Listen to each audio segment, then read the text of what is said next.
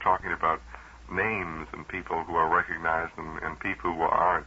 I thought this morning, Miss Hamilton, before you came to the studio, was your name ever a drawback, you think, as an actress? Because it's such a usual name. I've known two Margaret Hamiltons in my life. No, I don't think so. No? I don't, I don't think that a name, I know people change their names sometimes for numerical reasons, the numbers don't add up right. Or perhaps it's a very difficult name to pronounce, something like that. But in general, I don't think it really makes a great deal of difference. I always feel it's like the mousetrap business, if you do good work and people like you, then it really doesn't matter what you're called. They can manage it somehow. do tell them with whom they confuse you, because I hadn't thought of that. Oh, well, I have often been given credit for Dora Mirandi's work. And Dora and I look, when we get dressed up as characters, I don't think that we look a great deal alike. There's a similarity in the shape of our faces. We both have long faces and we both have big noses. But we don't, or otherwise I don't think we really look alike at all. But when we get our hair back, and the knot and the hat on the head and all, we do resemble each other very much and have played sisters a number of times. And I'm always, every once in a while, getting credit for Dora's work, as I was saying, in the movie The Man with the Golden Arm. I was working at the NBC every day at the time in a radio serial called Doctor's Wife, and I would go up and down in the elevator, and people would say, "Oh, just loved your work in Golden Arm," and I'd say, "Thank you." And if I told you, if they don't press the thing and say, "When did you make it, and how did you like it, and what was it like to work with so-and-so?" I don't say anything about it because it is often embarrassing to them. But if we get in any kind of a conversation about it, I then eventually say, "Well, I'll tell you something. I think you're talking about Dora Mirandi, and thank you for the compliment." But I don't like to, if I can avoid it, because I think it's a little embarrassing to them. They feel that then I'm going to be, put out a little bit because they didn't recognize me, and I have no feeling like that at all. I think Dora Mirandi's a superb artist, and I would always be very flattered to be given credit for her work. But you must be recognized a lot, though, living in New York City and being active. I am, and I'll tell you, it's mainly, though, for The Witch, which just annoys me so. Of course, I really should get used to it now, and I should be grateful, I guess, being a character actress, if they remember me for anything. But that was not my very favorite piece of work, but the impact is still absolutely startling to me. And of course, it's only because of television. It would never have had this impact if it hadn't been for that. It's the thousands of people that see it. And then, in addition to that, one of the funniest things that happens to me inside is that I will think I look very nice, and I'm waltzing down the street, and you know how you glance at these, you may not, but most ladies glance in the store windows you go by and think, yeah, that looks pretty good. And then somebody comes up and says, "Oh, I'd know you anywhere. I just loved you as the Wizard of Oz and the Witch." And I think, well, what's the use of getting all fixed up and fussed up? You live in that charming section, Gramercy Park, with the lovely playground right in the middle. Now, do children recognize you? They see this film on television now. No, they really don't. I don't think the little ones do. Their mothers do, And some of the younger, I would say perhaps 6, 7, 8, sometimes do, but they're not expecting you, and they really don't. They don't suddenly, see a startled look come over somebody's face, and you know how in sitting across the subway, people look up at the ceiling, and then they look at me, and then they look down the car, and then they look at me again, and then they look the other way, and then finally, then suddenly I can just see it, the light dawns, and they either smile at you or not, or come over. But children, I don't think, do. Mainly they don't, expect it, and they're not. Some once in a rare while they will. But that's mostly because someone has said, who's sitting over there, Wicked Witch of the West. No. Did you happen to see the Jack Parr spectacular of last spring, I think it was, and he had Judy Garland on? No. Well, he was interviewing her, and he asked, that's right, you were on a tour around the world. He kept trying to get you. And he asked her about Wizard of Oz, of course, and about the Munchkins. And she said, well, the Munchkins mostly were drunk. Does she remember? Is that what you recall? I think she's kidding, because she was such a little girl and such a darling, and I think, she was 16, I believe, when we started it. And I don't know, I'm probably very naive because today, heaven knows, I'm sure 16-year-olds know a lot more than I ever will, or I've forgotten more than I'll ever know. But at that time, I don't know, perhaps they were, I don't remember that at all. I think she was probably teasing. She said wanted asked her for a date. Well, that's Constantly probably was trying to get a date. Well, that may be very possible, because that, I don't, being a character woman, I don't have very much, or a woman, I don't have much trouble with that sort of thing. Not at that age, anyway. But, someone told me that you had taught school at yes, one time. I taught kindergarten, nursery school for 6 years before I went into the theater. Well, what I was going to ask you is, now, you probably knew Judy Garland, when making the picture, and I know you have a boy. Was Miss Judy Garland very pressured at that time? Now, would you have allowed your child to go through that? Well, I wouldn't, if I could help it.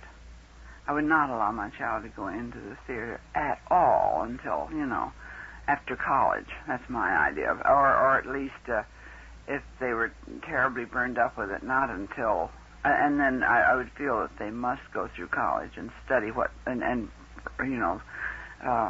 specialize in theater, or have it their major effort in college, which you can do now a great many times, but I think a degree is almost adamant these days. I think it's very hard to get any kind of a job without one. And I'm a firm believer in no children, I guess, in the theater, which would be very difficult for all of us, I'm sure, in many ways, but I just think it takes away so much of the childhood. I don't know. You see, I didn't really know. Judy was the one I was with most of the time on the picture, and she was, I don't think she really was a star at that time, as she is, heaven knows, now, but she certainly was on her way, and she was a very busy little girl when she wasn't on the picture, and most of my scenes and all were with Judy. I had very little actually to do with the others, and we knew each other, and I'm years older, and it wasn't exactly what you'd call a close relationship, but I was with her, we talked every once in a while, as one does on the set. And all I know is that she was an absolutely darling person and completely amenable and cooperative and everything else. I mean, I think that any difficulty that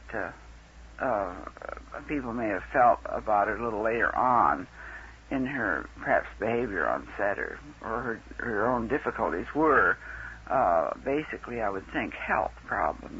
She was then, I think, pressured terribly. As I remember, she was in one picture after another, and then she was having, her own personal problems. I think she married pretty young, and I would gather a much older man, and then I think that went on the rocks, and all the time she was working quite steadily, and there certainly was. I didn't know if there was pressure when she was in the Wizard of Oz. I certainly didn't know, but she seemed completely happy and like a normal, carefree, happy 16-year-old who was doing what she loved to do. That was the Wizard of Oz. I think one of the few what I would call perfect pictures. It just, it's a beautiful film to see after all of these years. I think it is too. Did it gel right from the beginning when you were making it? Did you have the sense? Well, you don't know because you don't see the rushes. And I really wouldn't be able to tell you. Just do your work, and in each scene whether it was satisfactory to you or you wish you'd done it differently or something. But everybody said it must have been fun. It must have been fun. Well, it was fun, but it was very hard work. You were in the chair at 7 o'clock in the morning and didn't get out until 9 in the makeup, all of us were. And then you went on the set, and it was always fun, I think, doing what you love to do, no matter what it is. But it isn't the sort of thing I would just say, well, it was a perfect circus to make, or anything like that. It was hard work and interesting, and I don't think we knew. I didn't know really whether it was going to be, I had no idea it was going to be anything like this, and I don't think most of us thought so. I think the studio, as I remember, thought it would probably last 10 years simply because they took out a scene, the jitterbug, they had a whole sequence of my sending the jitterbugs to the forest to bite them, you see, and make them dance until they dropped dead. And that was to sort of soften the others so the monkeys could get in there and get Dorothy, I guess. And they took it out, and because it was an exciting and really a wonderful. I suppose I did now and then see snatches of parts of it, but anyway, either I saw that or the filming itself. I don't remember ever going really to rushes, but they did take this out because they wanted not to have it dated in any way. And they thought the jitterbug would date it, that was definitely a jitterbug dance that would go out. How did you get from teaching school in Cleveland, Ohio to Broadway? Well, I got, I don't really know, I know how. I always wanted to teach kindergarten as long as I could remember. And then I was in the senior play. I went to a girls' school in Cleveland called Hathaway Brown School. And at the senior, play, we took the men's parts because there weren't any boys around. And I played an older man, older much than my father, and I just loved it. And that's really when I got really badly bitten to the stage, and I was sat on promptly by the family, and so I didn't, in those days you didn't say, I am going to do it, and you can, do what you please. You did as you were told. That's the way we were brought up, and so I sort of bided my time, and I really dismissed it. Then the family said, no, I said, if you want to fool around after a while, but you must first, do this other, and then proceed as you always have wanted to do, which was probably a very sensible, answer. So I did, as I was told, and I was never regretted it. I just adored teaching kindergarten. But then I must have kept it in my mind a good deal, because when I went back, I went to Wheelock Kindergarten Training School in Boston, which is now a college, but it was just a kindergarten training school, then just 2 years, and I went back to teach in the public schools in Cleveland. And the first thing I did when I got home, without my realizing it, I tried out for a play at the Playhouse, which was a very small little theater on Cedar Avenue in those days in Cleveland. And I was accepted for Heaven Help Us, a part of an Englishwoman who smoked cigars and pipes, and joined the gentlemen after dinner instead of going for coffee and port with the ladies or whatever they had in the drawing room. And it was a rather bizarre type, and I'm sure my English was absolutely unbelievable. It was pure Ohio, But anyway, I just loved it, and I did it. And then, of course, I was teaching morning and afternoon in public schools, and I really couldn't rehearse the proper hours, and it was too difficult for them to work around me. This didn't matter because it was a very small part anyway. So then I didn't do anything more about it. And after a year or so, I had a private preschool, nursery school of my own in Cleveland. And then I thought I was going to be married, and then I changed my mind, and then I went to Rye Country Day School to teach. This is outside New York, of course, and I began going to the theater a great deal and got again badly bitten. And then when I went the next year, my mother had died, and I went home to be with Dad for a while, and so that year I had a nursery school again on the lakeshore in Cleveland for little children who it was difficult for them to get in, mostly friends, children, my sister's friends and so forth.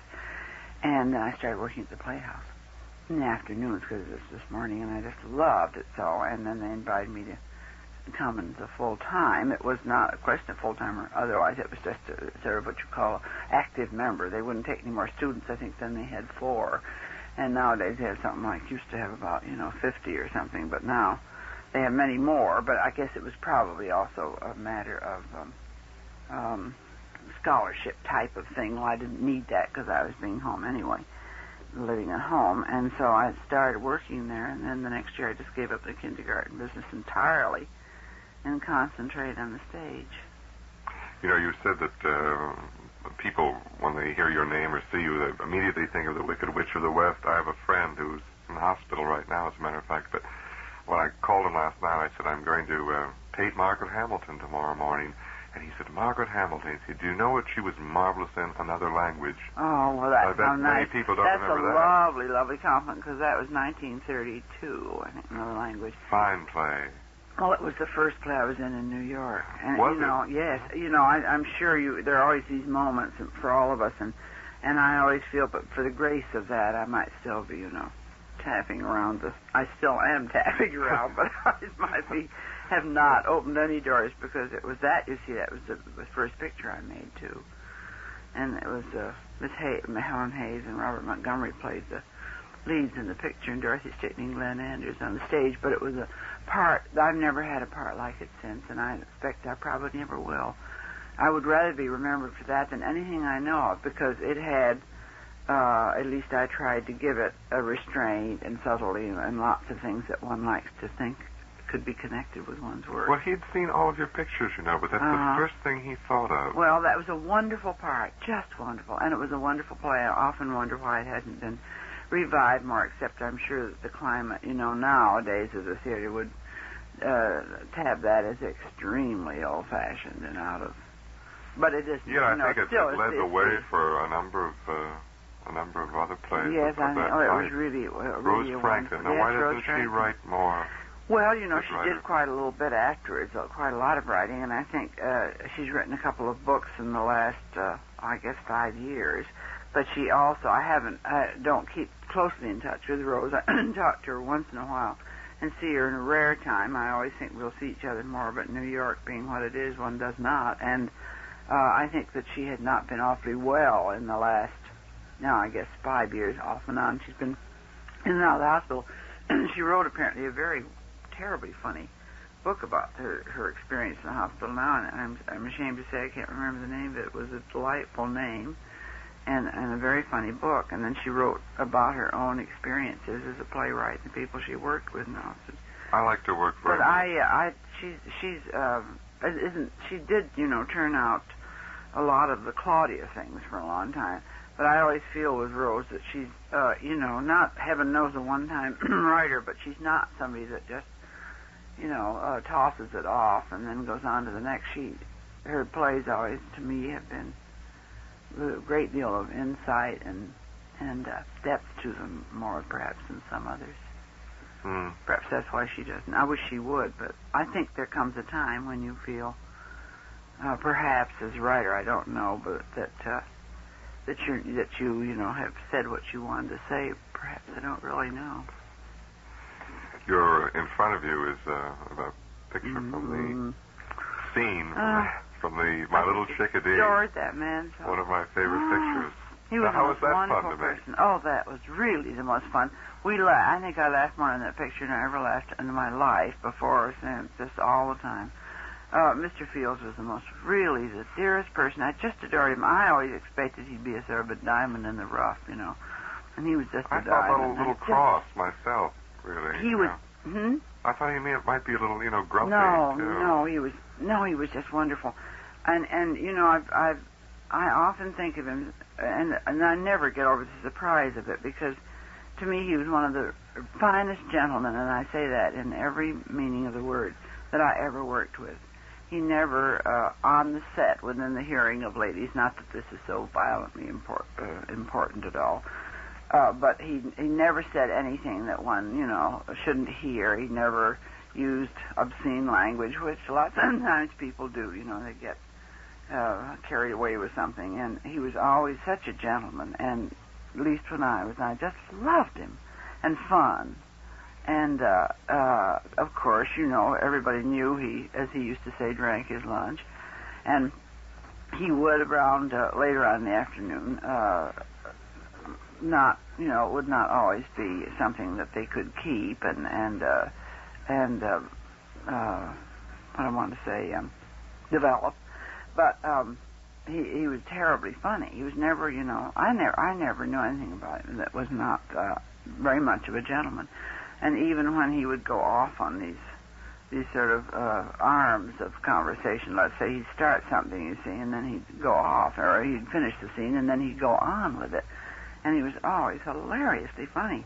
And I had a perfectly, my very first experience with him in the train was terribly funny, because we had finished the scene, and you know, I expected them to say cut. And they didn't, and it went on and on. All of a sudden, I felt his arm around me and started hugging me up, and I couldn't figure out what was going on. And he said, "You live around here, little girl?" And I looked out the window, and I thought, no, they didn't give me these lines at all. And I, didn't want to look at the camera, of course, or anybody else, and I started glancing at him, and then I glanced out the window, and I thought, well, what am I going to say? And I thought, this is the limit. They didn't give me these lines. And I said, no. And he said, you live with your mother and father? And I said, I said, no. And he said, well. And, of course, I didn't know what was going on, you see, all this time. This was all ad-lib on his part. And this went on and on and on, and it kept biting my lip. And I, of course, went to see it the next day. He wanted me to see it, and it was just terribly funny because I was, when I finished the scene, it was cut was written all over my face. I was finished, and I was looking out at the cowboys and the Indians outside, and all of a sudden, and then he's doing all kinds of little faces, winkings at the camera, and sizing me up and everything. And then around me goes the arm, and then this complete amazement on my face as I feel this hug up, and I think, and then saying, "Do you live around here, little girl?" And I thought, why? I was so mad because I thought, now this is awful. They didn't give me these lines at all. I don't know the answer. I don't know what to say. You see, it was very funny. It's funny, the first person I ever interviewed in my life, which was about 12 years ago, I guess, in California, was Richard Cromwell. Oh, yes. One of the first questions I asked him was, what was W.C. Fields like? Because he was in Poppy with him. And he said, I had never met Mr. Fields. And I said, well, you were in Poppy with him. And he said, yes, it's true. He said, we were. But he was ill, and everybody was told not to bother him at any time on the set because it was very difficult for him to finish the film. And he said, I was never even introduced to him.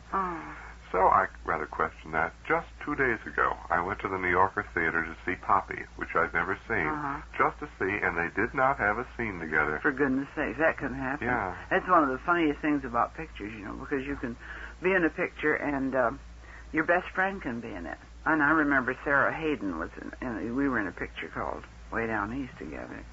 No, it wasn't Way Down East, it was another one. I didn't know she was in it. She didn't know I was in it.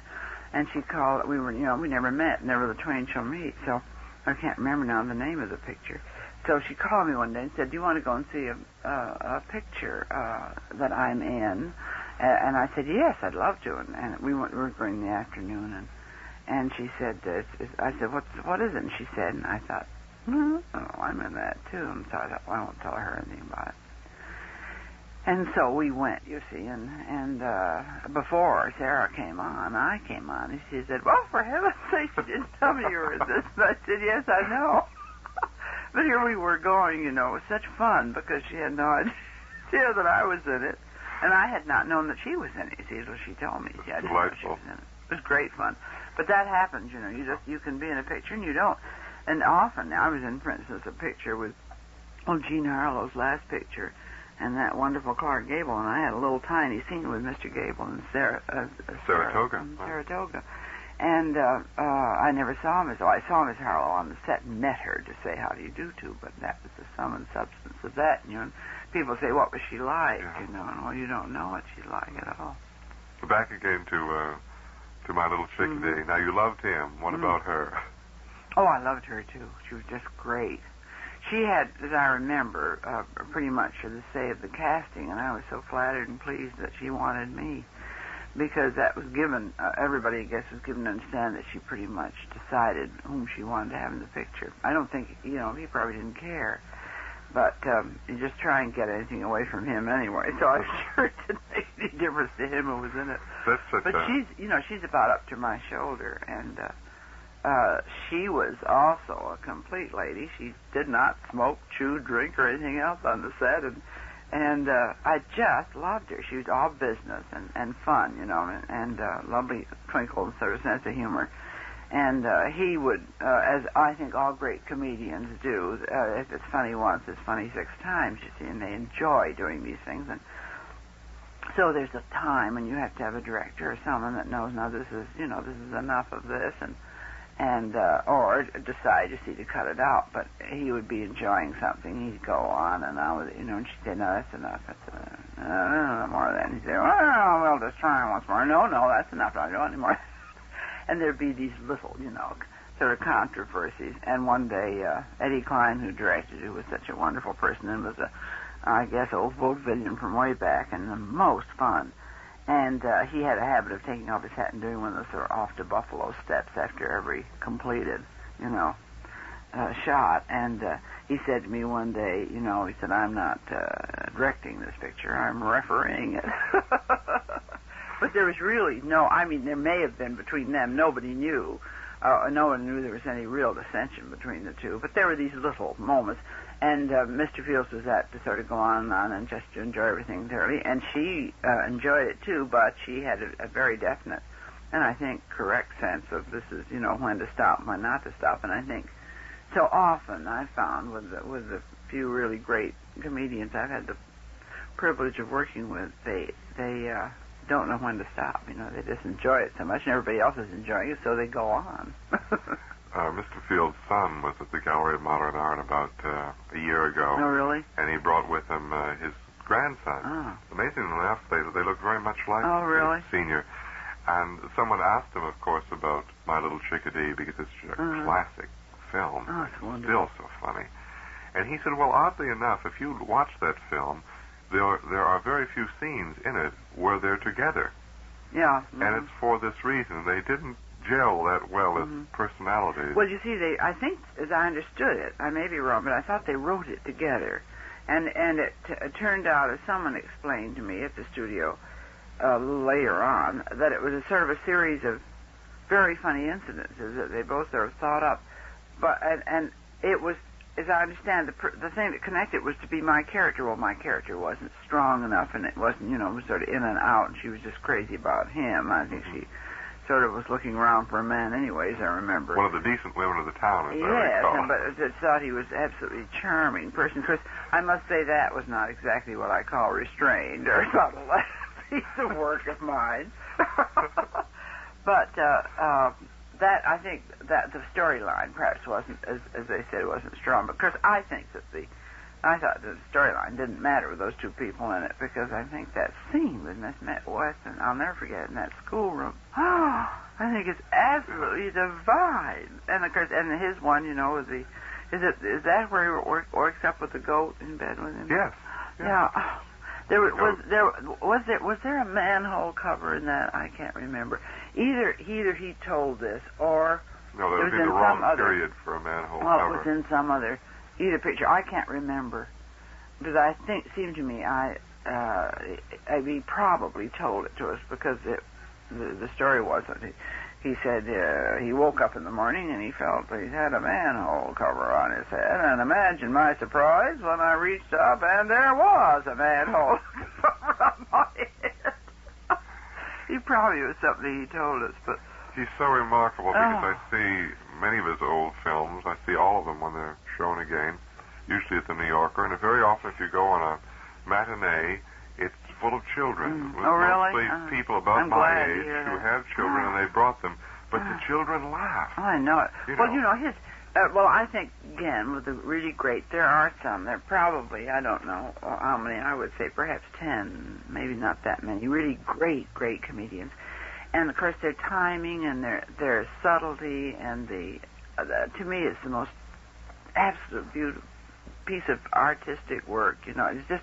It's just like a jewel to me to see people like that work, and the little nuances, his timing and his subtleties and his looks and everything were just so superb. Those asides he does, and you have to listen very carefully. So many wonderful. of his films I'd want to see over and over again because you miss. And then the laughter is so loud, you'll miss it too. Yeah. There'll just be 1 and 2 word lines. Well, you often, because you look at people, and everybody, of course, was always watching him when he was on, and then it was a great place to bring visitors. Apparently, I don't think he seemed to care very much, and I don't know if Miss West did or not, but there would always be one of those top people in the studio would bring people in, and they'd stand on the sidelines. And you looked around, you looked at the electricians and everybody, the various people that really the only audience you have usually in a picture, and all the other actors, and everybody's standing around there with this big grin on their faces, just waiting for something, And then, of course, there'd be these doublings up, no sound, of course, because you naturally didn't laugh out loud, but people would just really double up, with laughter over something he'd done, Oh, to me, he's just tops. I adored the person, and he was so kind and so really did so many lovely little thoughtful things for me and for all of us. I just loved him. I always resent any. Once in a while I read an article about, Mr. Fields was this or so-and-so and so-and-so, but to me, he was a real gentleman, a really, really gentleman, and an absolute darling. I just loved him. Well, you couldn't say it about anyone I admire more. So oh, nice. That's very good. Glad to hear you. Very good to hear. We're going to see you again soon. I don't know. I hope so. I just got a little notice from Jack Mapes, the producer of Rosie, which I have a very small part with, and Rosalind Russell's new picture, and they're going to preview it, I think, in California. He's inviting everybody, and I'd like to be able to just fly out and see it and fly back. But I really don't know how I would, because it's I don't have that big a part at all. But it was fun to do, and that's and then apparently something I was in. I did 2 years ago, I think it was. About a year and a half ago, was Who's Afraid of Mother Goose, and that's apparently coming out in October. But that was a television special. It was supposed to go promptly on at Easter, and is now, about to be shown, I guess. But I don't know of anything that's coming up. That's at once the damnable part of this business and the exciting part of it. You never know when the telephone is going to ring. It may not ring for months, but on the other hand, it may ring tomorrow. And maybe ringing right now. Very exciting. I brought you out on such a nice day. I should say double thanks to no to Margaret Hamilton. They'll always come again, Because I went to see her the other day and took a tape recorder to her beautiful apartment she has in Gramercy Place, and the tape recorder didn't work, and she was nice enough to come back. A nice visit, anyway. On a very thank you. Yes, it was on a very busy day. So we've been talking today with Margaret Hamilton, the Wicked Witch of the West, and you see, she's really very nice. Thanks very much. And this is Richard Lamparski.